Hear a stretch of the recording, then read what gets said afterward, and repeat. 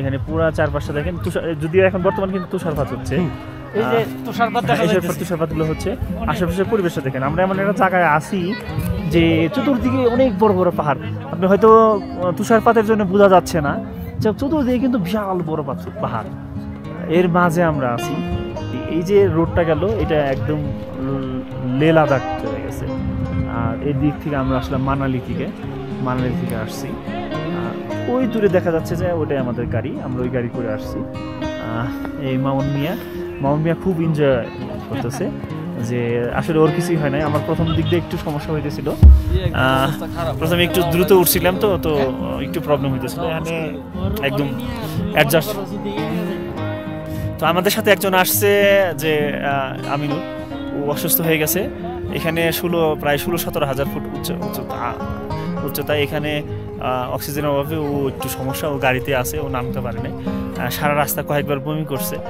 মানে এই জন্যে আসলে চাইলেই যে সবাই আসতে পারবো এরকম না, এখানে আসার জন্যে তার যথেষ্ট মানে কি শক্তি সামর্থ্য থাকা দরকার।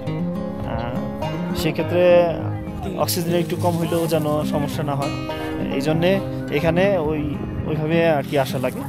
সবচেয়ে বেটার হয় তাকে পার্ট বাই পার্ট আসা, যেমন সিমলা এসে একদিন স্টে করা, মানালি এসে একদিন স্টে করা, তারপরে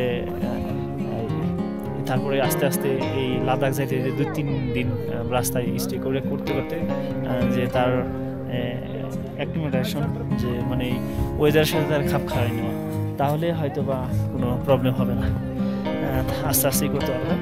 যে আমাদের হয় নাই, পলাশের কিছু হয়েছিল, পলাশে একটু সমস্যা হয়েছিল, রাস্তায় একবার বমি করছিল, কিন্তু পরে ওর আসলে মনোবল খুব বেশি,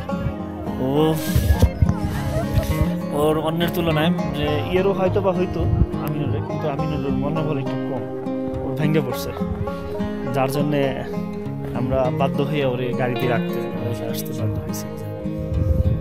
তাই যারা আসবেন আসলে চাইলেই যে আসতে পারবেন বা চাইলেই যে এখানে ঘুরতে পারবেন এরকম না, এই জন্যে আপনার শরীর সামর্থ্য থাকা দরকার, তা নাহলে হবে না। আমার মনে হয় যে অনেকেই আছে যে এখানে আসতে মানে অ্যাডজাস্ট করে নিতে পারবে না। ঠিক আছে, আবার নেক্সট কোনো ভিডিওতে দেখা হবে। আসসালামু আলাইকুম।